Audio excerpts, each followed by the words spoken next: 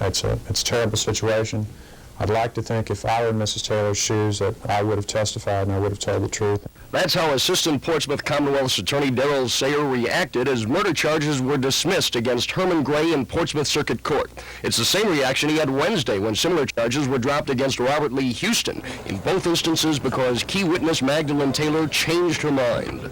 We were told that Mrs. Taylor was not going to be a super witness, that she was not crazy about the idea of testifying, but that she could positively identify the people and that she would testify in court.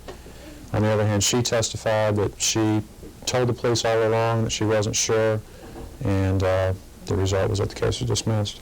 A tearful and obviously shaken Mrs. Taylor repeatedly told Judge Esley Moore she was never really sure that Gray and Houston murdered A&P security guard Cedric Brown on September 20th. However, last week she did admit she felt her life would be in danger if she testified against the two. Although charges against the pair have been dropped, prosecutors will continue to try to find evidence against Gray and Houston and hope that Mrs. Taylor, who fled the courtroom after the trial, will change her mind. There's no statute of limitations, particularly on capital murder, and if we come up with the evidence, you can be assured that it will be presented to the grand jury. If she has a change of heart and decides to tell the truth, then of course we'll use her testimony as well.